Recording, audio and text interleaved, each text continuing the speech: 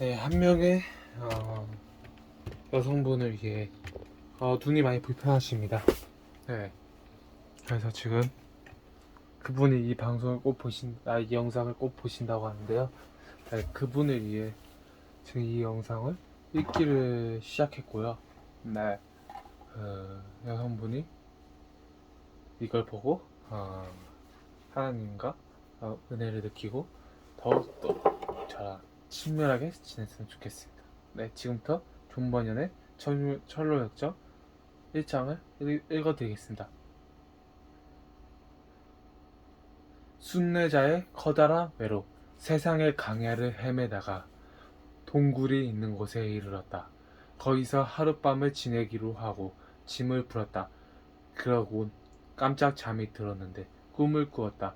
지저분한 옷을 입은 남자가 자기 집을 외면한 채 서 있었다. 손에는 한 권을 들고 등에는 무거운 짐을 짊어졌다. 사나이는 책을 펴서 읽기 시작했다. 가만히 보니 눈물을 쏟으며 몸을 덜덜 떨고 있었다. 나중에는 도저히 참을 수가 없다는 듯 큰 소리 쳤다.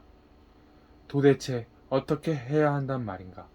남자는 참담한 기분을 떨쳐버리지 못한 채 집으로 돌아갔다. 고민하는 걸 아내와 아이들에게 들키지 않으려고 안간힘을 썼지만 얼마 못 가서 더 이상 버틸 수 없을 만큼 괴로움이 커졌다. 결국 무엇 때문에 그토록 힘겨웠는지 식구들에게 털어놓았다. 여보, 그리고 애들아, 날 괴롭히는 이 진보다리가 점점 더 커지고 무거워지는 바람에 정말 견딜 수가 없어. 소문에 하는 나라에서 불덩이가 쏟아져서 우리가 사는 이 도시를 잿더미로 만들 거라는데, 그렇게 되면 우린 너나 없이 죽은 목숨이 될 거야. 도망갈 길을 찾지 못하며 우린 죽은 목숨이나 다름없어. 식구들은 얘기를 듣고 깜짝 놀랐다. 남자는 하는 말을 사실로 믿어서가 아니라 남편 또는 아버지의 정신이 이상해졌다고 생각했기 때문이다. 그래서 해가 지기가 무섭게 잠자리에 몰아넣기 바빴다. 마음속으로는 한숨 푹 자고 말짱하게 일어나길 간절히 바란다. 하지만 남자에게 밤이나 낮이나 괴롭기는 매한가지였다. 잠을 이루기는커녕 한숨과 눈물로 온 밤을 하얗게 지새웠다. 그렇게 날이 밝자 식구들이 찾아와서 또 좀 어떠냐고 물었다. 갈수록 심해진다고 남자가 대답했다. 두렵고 염려스러운 점들을 다시 한번 이야기했지만 돌아오는 건 냉담한 반응뿐이었다. 무례한 말로 올려대면서 생각을 바꿔보려 했다. 더럽히웃거나 꾸짖거나 그냥 무시할 때도 있었다. 어쩔 수 없이 남자는 방에 들어박혀서 식구들을 불쌍히 여기며 간구하기 시작했다. 참담한 마음을 달래줄 무언가를 두루 찾았다. 혼자 벌판을 헤매는 일이 잦아졌다. 책을 읽고 기도드리기도 했다. 얼마나 오랜 세월을 그렇게 보내는지 모른다. 그러던 어느 날 남자는 어느 때와 마찬가지로 들판을 걸으며 책을 읽고 있었다. 마음이 말할 수 없이 괴로웠다. 글을 읽던 사나이는 예전에 그랬던 것처럼 갑자기 큰 소리로 울부짖었다. 어떻게 해야 구원을 얻을 수 있단 말인가? 어디 도망칠 구멍이 없는지 이리저리 살피는 걸 한눈에 알 수 있었다. 하지만 어디로 가야 할지 몰라서 제자리에 멍하니 서 있을 따름이었다. 그때 누군가가 가까이 다가가는 게 보였다. 전도자라는 인물이었다. 남자와 마주선 그가 물었다. 왜 이렇게 울고 있습니까? 남자는 대답했다. 지금 들고 있는 이 책을 읽으면서 난 저주받아 죽을 수밖에 없으며 그 뒤에는 심판을 받게 된다는 사실을 깨달았습니다. 그렇게 죽기를 바라지 않습니다. 심판을 받고 싶지도 않고요. 전도자는 재우쳐 물었다. 세상에 온통 죄악뿐인데 그토록 죽고 싶어 하지 않은 까닭이 뭐죠?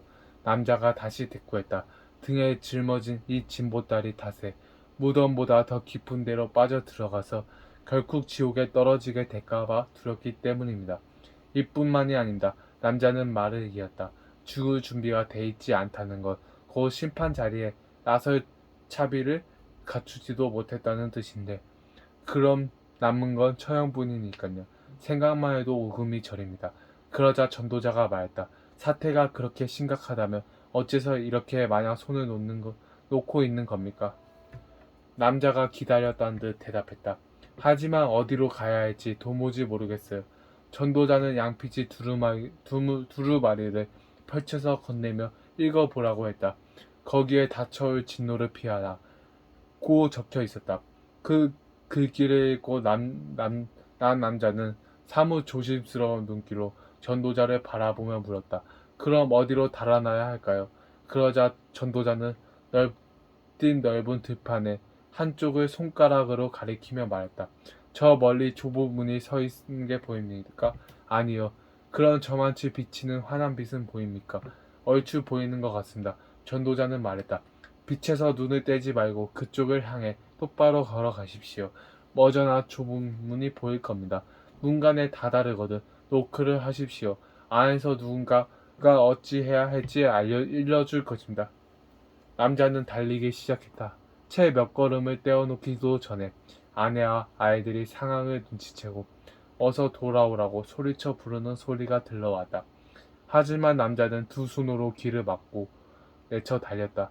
입으론 연신 중얼거렸다. 생명, 생명, 영원한 생명. 그렇게 해서 끝까지 뒤를 돌아보지 않고 계곡 안쪽으로 달아났다.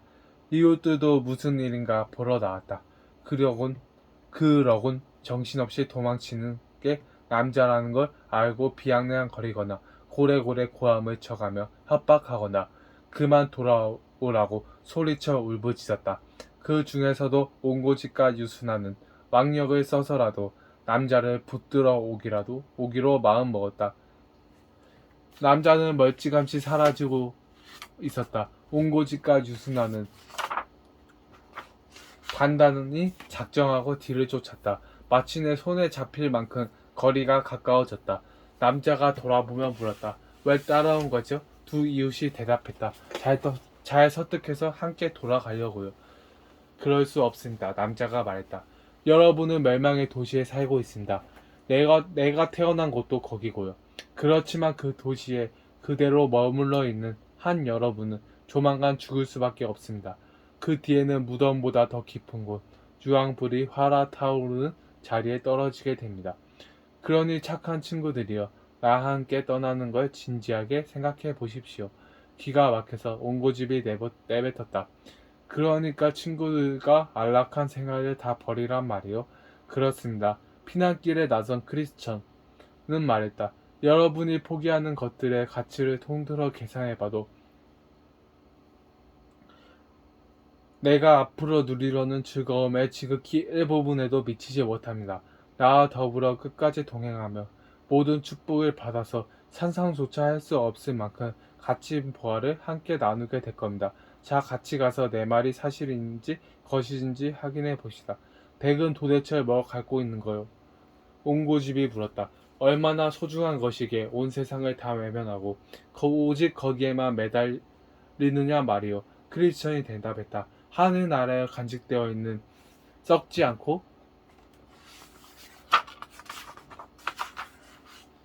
더러워지지 않고 나아가 없어지지 않는 유산을 찾고 있습니다. 거기에 잘 보관되어 있다가 적절할 때가 되면 부지런히 구하고 또 구하는 이들의 손에 들어가게 될 것입니다. 이 책에 그렇게 나와 있습니다. 터무니없는 소리, 옹고집이 소리쳤다. 그따위 책이란 당장 집어치우고 또 부러지게 말해 보시오. 우리와 돌아가겠다는 거요, 말겠다는 거요. 절대로 안 갑니다. 크리스천은 단호하게 대꾸했다. 쟁기를 손에 들고 뒤를 돌아볼 수는 없지요. 이미 나그네 길에 들어섰으니 어떻게든 끝을 보고 말 겁니다. 유순아 씨, 그럼 저 양반을 남겨두고 우리는 그냥 돌아갑시다. 머리에 말도 안 되는 생각이 가득한데도 제 멋에 겨워서 사리 분별이 뚜렷한 사람 7보다 자신이 더 지혜롭다고 믿는 미치광이들이 세상에 넘쳐나는군요. 유수한 손을 내저었다. 그렇게 서두르지 마십시오. 성량한 크리스천 씨의 말이 사실일 수도 있습니다. 그렇다면 저분이 찾는 게 우리가 가진 것보다 훨씬 귀중하지 않을까요? 개인적으로 저 양반을 한번 따라가 보고 싶습니다. 선생까지 바보짓을 하겠다고요? 온 고집은 펄쩍 뛰었다. 제발 내 말을 듣고 돌아갑시다. 이 열빠진 친구가 어디로 데려갈지 모릅니다. 어서 갑시다. 가자고요. 대기라도 현명하게 처신해야 할 것 아닙니까? 온고지 씨의 얘기에 넘어가지 마세요. 크리스천이 붙들었다. 유순아 씨, 부디 동행이 돼주세요. 이미 말씀드린 것처럼 얻을 게 많습니다. 그 밖에도 영광스러운 이들이 수없이 기다리고 있어요. 미심쩍으면 책을 읽어보세요. 글쓴이가 내용을 피로 증명했으니 이는 더 믿음직스러운 책이 또 어디에 있겠습니까? 온고지 씨, 유순아는 이렇게 입을 열었다. 결심했습니다. 저분과 함께 가기로. 끝까지 운명을 같이 할 겁니다.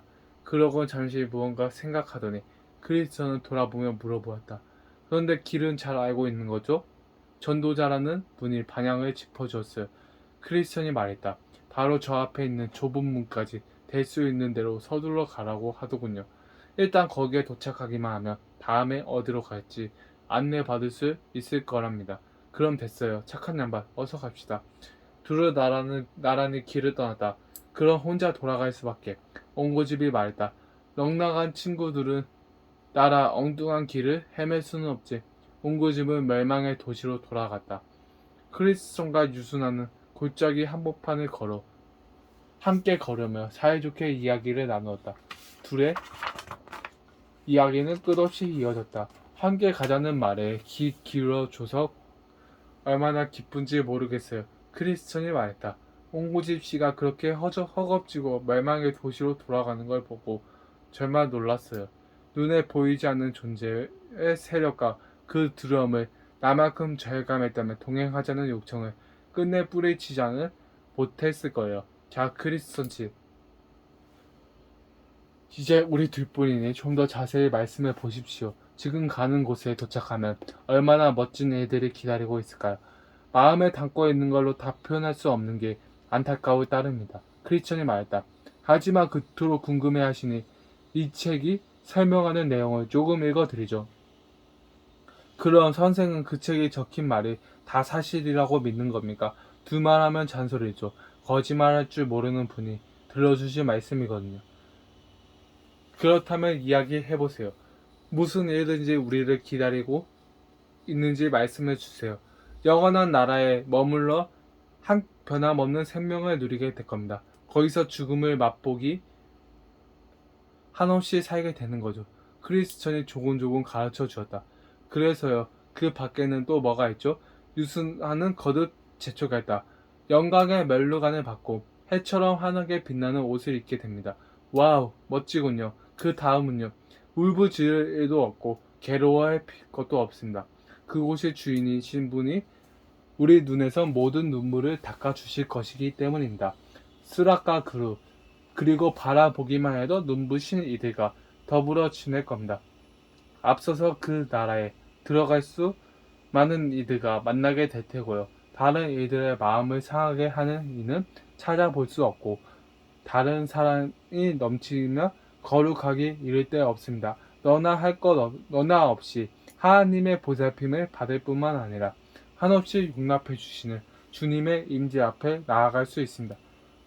한마디로 거기에 가면 금 면류관을 쓴 장로들을 만납니다. 황금하프를 타는 성녀들도 볼 수 있습니다. 그곳의 주인이신 분을 사랑하는 마음으로 세상의 손에 붙들러 갈갈이 찢기고 불에 타 숨지고 짐승의 먹잇감이 되고 바다에 수장되는 듯 온갖 고난을 당한 이들과 대면하게 됩니다. 거기에 사는 이들은 너나 없이 영원한 생명을 외투처럼 덧입고 있습니다. 듣고 있으니 가슴이 뜹니다. 그런데 이처럼 엄청난 축복을 정말 누구나 누릴 수 있을까요? 그럴 만한 자격을 갖추려면 무슨 일을 해야 할까요? 그것을 다스리시는 주님을 이 책에다 누구든지 진심으로 그 선물을 받고 싶어 하면 아무 조건 없이 거저 주시겠다고 적어 놓으셨어요. 이런 얘기를 들을 수 있어서 얼마나 기쁜지 모르겠습니다. 자, 서두르시다. 유순환이 재촉했다. 등에 젊어진 짐 때문에 마음만큼 빨리 걷기가 어렵군요. 크리스천이 대꾸했다. 꿈에서 보니 대화를 마무리 지을 때쯤 두 나그네는 계곡 한복판에 자리 잡은 진흙수렁 어간에 다가서고 있었다. 아무 생각 없이 걷고 있던 크리스천과 유순환은 순식간에 늪에 빠져들고 말았다. 구렁텅이의 이름은 낙담이었다. 진창에서 허우적거리느라 둘은 머리까지 진흙을 뒤집어썼다. 크리스천은 등짐의 무게가 온몸을 찍어 누르는 바람에 차츰 바닥으로 가라앉기 시작했다. 크리스천 씨는 이제 어떡하죠? 유순환이 다급하게 물었다. 솔직히 나도 잘 모르겠어요. 크리스천의 대답에 분통이 터진 유순환은 노기의 어린 목소리로 쏟아붓었다. 같이 걸어가는 내내 얘기했던 행복한 삶이라는 게 고작 이 꼴이란 말이오. 길을 떠나자마자 이처럼 험악한 사태에 맞닥뜨린다면 남은 여정이나 목적지에 겪게 될 일은 더 말해 무엇하겠소. 살아서 이 늪을 빠져나가거든 그 멋지다는 나라에는 댁 혼자서 가시구려. 난 이쯤에서 간두겠소. 그러고 몇 차례 젖먹던 힘까지 다해 발버둥을 친 끝에 간신히 천장에 벗어나 멸망의 도시 쪽 기슭에 닿았다. 무트로 올라간 유순환은 뒤도 돌아보지 않고 사라져 버렸으며 다시는 크리스천 앞에 나타난 모습을 드러내지 않았다. 크리스천은 낮담의 늪에 홀로 남아 허우적거렸다. 견딜 수 없을 만큼 힘들었지만 어떻게 해서든 멸망의 도시 반대편 좁은 문 가까운 쪽에 닿으려고 안간힘을 썼다. 우여곡절 끝에 수령 한쪽 가장자리에까지 갔지만 등에 매 진보다리가 너무 무거워서 아무리 애를 써도 맨 땅에 딛고 설 수가 없었다. 그때 어디선가 헬프라는 사나이가 나타나서 물었다. 여기서 뭘 하고 계십니까? 선생님, 전도자라는 분이 이 길로 쭉 가라고 해서 따랐는데 이 지경이군요. 좁은 문으로 들어가야 한다고 했어요. 그래야 장차 다가올 진노의 불길을 피할 수 있다고요. 그분이 가르쳐 주시는 대로 곡장 가다가 여기에 이렇게 빠진 거죠. 어딘가에 발판이 있을 텐데 좀 찾아보시지 그랬어요.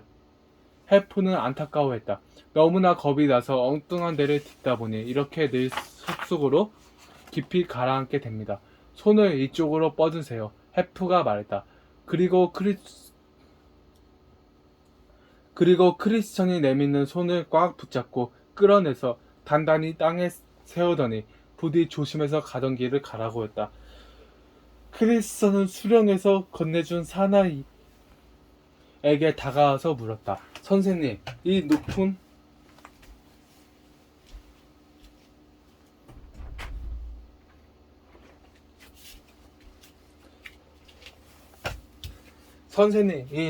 멸망의 도시에 좁은 문 사이를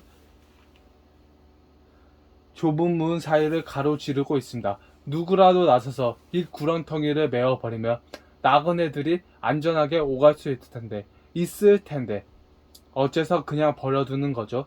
이 늪은 묻어버릴 수도 달리 손을 볼 수도 없답니다. 헬프가 대답했다.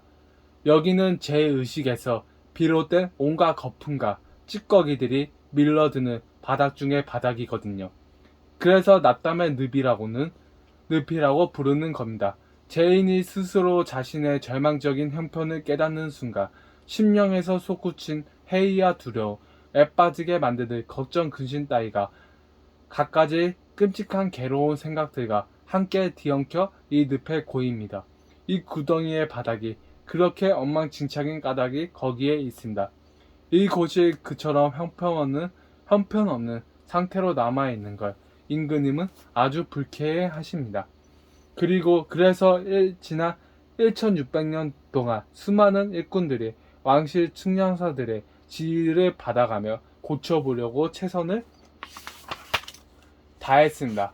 내가 알기로 왕국 구석구석에 실어다가 늪에 쏟아부은 유익한 가르침만 해도 2만 술의 분량은 좋게 넘을 겁니다. 구렁텅이를 손보기에 의해서 그처럼 최고급 자재를 하없이 쏟아부었는데도 여전히 낙당 그대로입니다. 임금님의 신하들이 나서서 수령을 가로지어 튼튼한 디딤돌을 놓았지만 날씨가 나쁜 데다가 늪에서 떠오르는 잡다한 쓰레기들 탓에 눈에 잘 띄지 않는 게 문제입니다. 서령 일기가 쾌청해서 발판들이 또렷이 보인다고 하더라도 당황하거나 불안해하거나 발을 헛딛고 더러운 물에 풍덩 빠지는 이들이 수두룩합니다. 그래도 한 가지만큼은 분명합니다. 일단 좁은 문을 지나고 나면 길이 아주 반듯해진다는 사실입니다. 세상길 아니면 좁은 길. 꿈속에서 집으로 돌아간 유순환을 보았다. 도착 소식을 듣고 이웃들이 찾아왔다. 더러는 가감하게 돌아왔으나 얼마나 현명하냐고 했다. 애당초 크리스턴과 더불어 그처럼 위험천만한 여행을 시작한 게 바보짓이었다는 것은 이들도 있었다. 한편에선 비겁하게 처신했다말 유순환을 조롱했다. 일단 출발을 했으면 끝을 봐야지. 조금 힘든 일을 만났다고 금방 쪼로로 돌아오다니 나 같으면 절대 그러지 않았을 거야. 당황스럽고 뿌듯통한 나머지 유순환은 잠시 몸을 사렸다.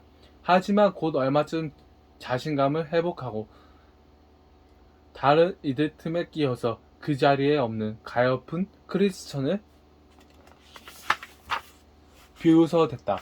이젠 홀로 남은 크리스천은 가던 길을 계속 걸어갔다. 그때 멀리서 누군가가 벌판을 가로질러 다가오는 게 보였다. 마침 크리스천과 얼굴을 맞이한 신사는 자신을 세속현자라고 소개했다. 세상 이치시에 살고 있는데 크리스천이 가려고 하는 곳과 아주 가까운 대단히 변화한 도시라고 했다. 세속현자는 크리스천을 단박에 알아보았다. 멸망의 도시를 버리고 멀리 떠난 남자가 있다는 소문이 인근 마을과 성읍에 두루 퍼졌기 때문이다.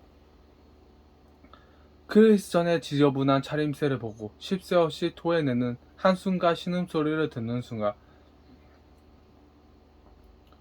세속현자는 눈앞의 상대가 바로 풍문의 주인공임을 확신하고 말을 걸었다. 어디로 가시오? 어쩌다가 이렇게 형편없는 몰골을 하게 되셨소? 등에 짊어진 커다란 보따리는 뭐요? 실은 저도 이렇게 무거운 짐은 난생 처음입니다. 어디로 가느냐고 물으셨으니 드리는 말씀입니다만 이쪽으로 계속 가다 보면 나온다는 어린 양의 문으로 갑니다.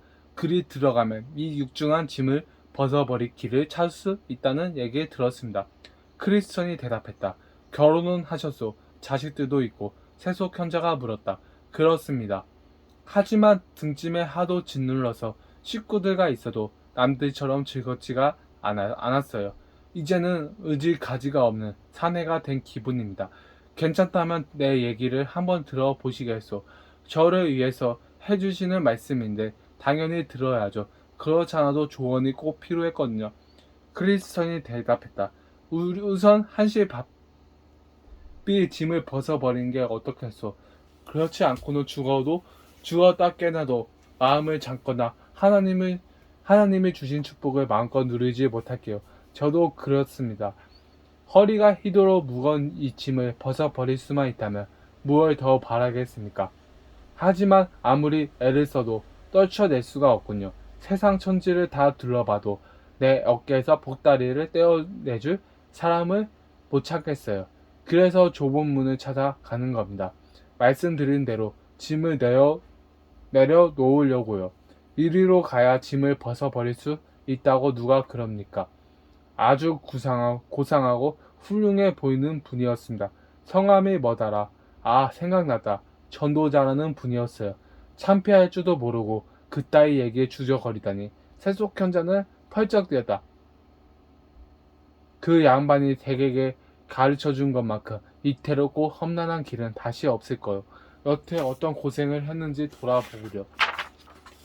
낙담에 빠져 허우적대다가 개 흙을 옹통 뒤집어 쓰지 않았소. 잘 들어요. 이 길을 따라가는 한 온갖 괴로움과 어려움을 겪게 될 것이요. 늪쯤은 시작에 불과하지. 세상은 좀 더 산 늙은이가 하는 말이니 부디 명심하시구려. 전도자가 짚어준 쪽으로 계속 가다 보면 피로, 고통, 굶주림, 심각한 위기, 헐벗음, 칼, 사자, 용, 흑암, 따위의 공격을 피할 수 없을 거요. 그야말로 죽음과 맞닥뜨리는 것이요. 귀를 막고 물어보시오. 내 말이 사실임을 입증해줄 사람이 한둘이 아닐 테니 잘 알지도 못하는 사람의 얘기를 듣고 무작정 위험한 길에 뛰어들 필요가 어디 있겠소.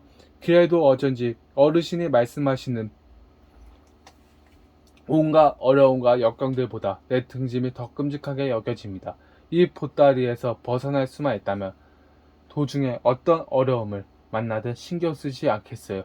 크리스천이 말했다. 어쩌다가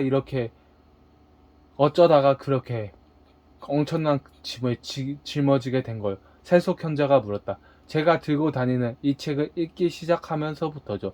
그럴 줄 알았죠. 세속 형제는 따뜻하게 다독였다. 대 혼자만 당하는 본변이 아니여. 분수를 모르고 너무 고귀한 일에 끼어들었던 허역한 이들이 수없이 같은 신세가 됐지. 실중 발고 그대 역시 어느 날 갑자기 인간에게 가장 중요한 일이 무엇이 헷갈리기 시작했을 거요. 나름대로 지켜야 될 삶의 초점이 흔들리게 됐겠지. 이젠 산란한 생각에 사로잡힌 나머지 제대로 알지도 못하는 무언가를 손에 넣으려고 극단적인 행동도 서슴지 않게 될 게 분명하여 무거운 짐도 덜어줄 도움의 손길을 만나고 싶어 하는 건 사실입니다. 하지만 구태여 수많은 위험이 도사리고 있는 방식으로 부담을 덜려고 애쓸 까닭이 도대체 무엇란 말이오. 백이 만나게 될 위험을 모두 피하면서 뜻을 이룰 수 있는 데를 알려드릴 테니 조금만 더 참고 들어보시오. 마음을 열고 귀를 기울이며 한결 안전한 해결책을 보여드리리다. 위험은커녕 안전과 우정, 만족을 얻을 수 있을 거요. 장담할 수 있어요. 어르신 부디 비결을 알려주십시오. 크리스천은 간곡히 부탁했다. 세속 현자는 말을 이었다. 요 옆에 도덕골에 가면 그토록 찾아 헤매던 위안과 구원을 얻을 수 있을 거요. 마을에는 율법이란 어른이 살고 계신데 신중하고 명철하시기로 소문이 자자한 분이시오.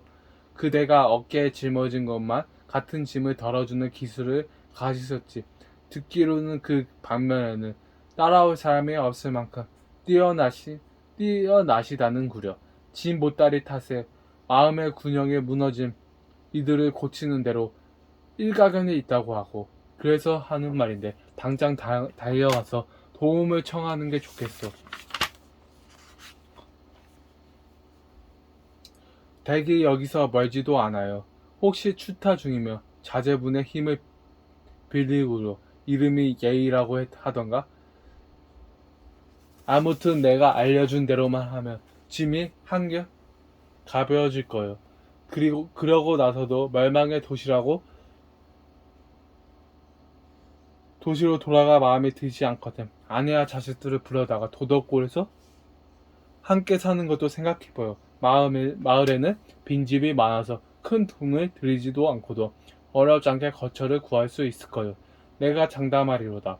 물가도 싼 편이고 정직한 이웃이라든지 확실한 신용, 세련된 주변 환경 따위를 포함해서 행복한 생활을 하는데 필요한 모든 요건이 골고루 잘 갖춰져 있죠.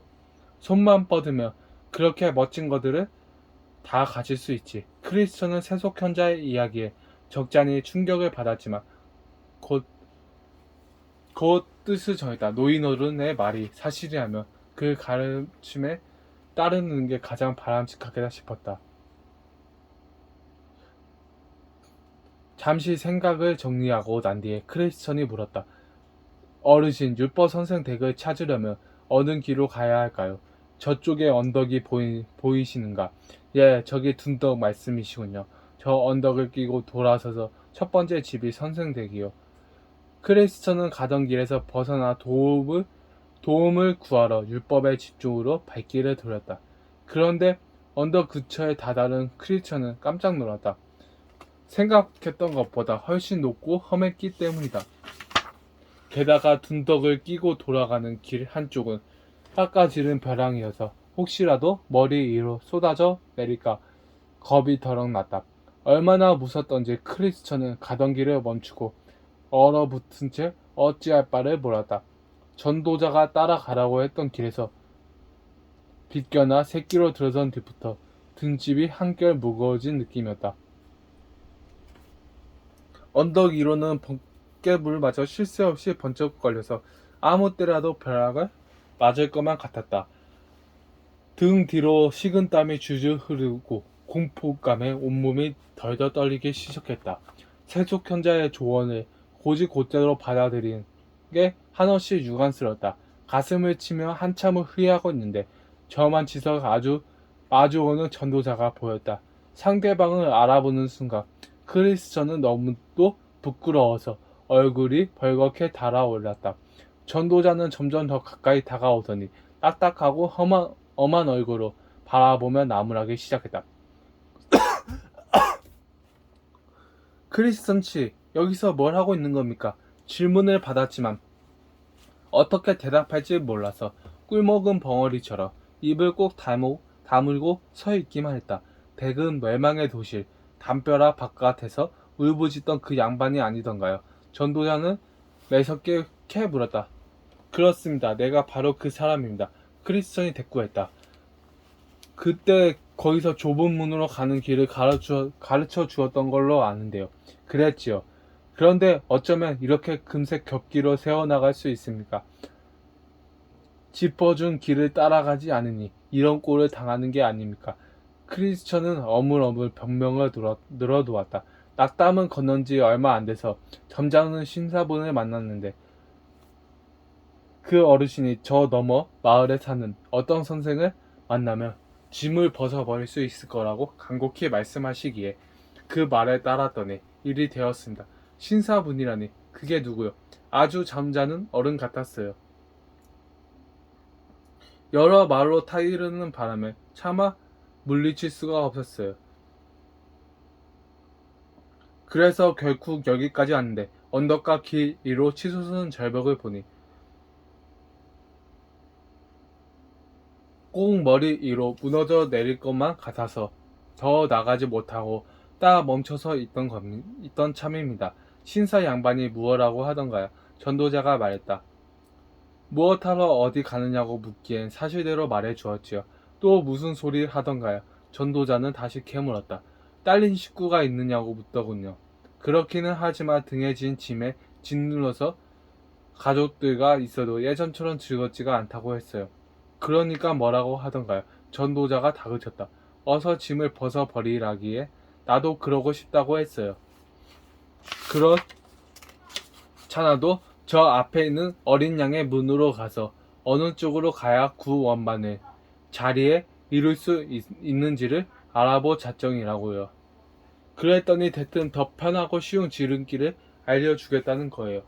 전도자님이 가르쳐준 쪽으로 가면 온갖 어려움을 다 겪을 수밖에 없는데 자기가 가리키는 방향을 쫓으면 죄다 피할 수 있다는 거죠. 등에서 짐을 벗겨내는 기술을 가진 선생님이 있는 곳을 알려주겠다는 말도 했어요. 그래서 그 어른을 믿고 전도자님이 알려준 길에서 벗어나 이 샛길에 접어든 겁니다. 짐을 털어내고 자유로워지고 싶었어요.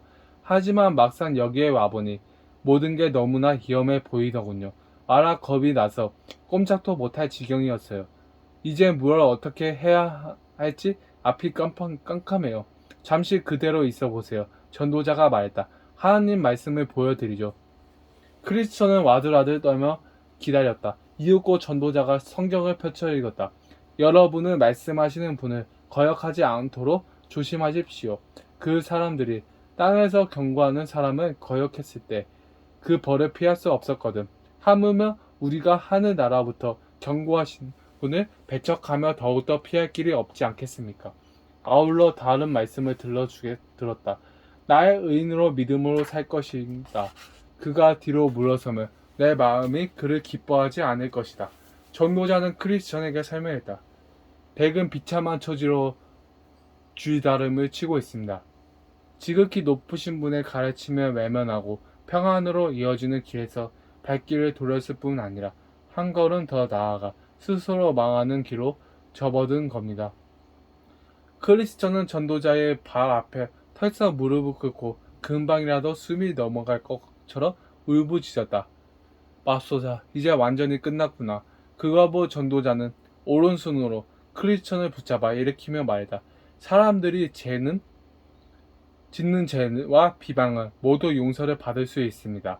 의심을 떨쳐버리고 믿음을 가지십시오. 간신히 기운을 차린 크리스천은 여전히 몸을 떨면서 전도자 앞에 섰다. 전도자가 말을 이었다. 지금부터 하는 얘기 명심하십시오. 댁은 홀린 이가 어떤 인물인지 그리고 누구에게 보내려 했는지 이제 알려드리겠습니다. 댁이 만난 세속현자는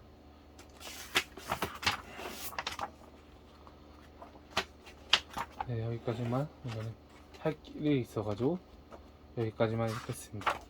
네, 52페이지고요. 네, 세속현자가 어떤 사람인지 사탄인지 그런 것들 좀 많이 이야기하고 크리스천을 어디로 인도하는지 그런 이야기들을 많이 한 것 같아요. 네, 오늘은 여기까지 읽고 다음에 더 긴 시간에 이렇게 읽어드리겠습니다. 정말 죄송하고 감사드립니다.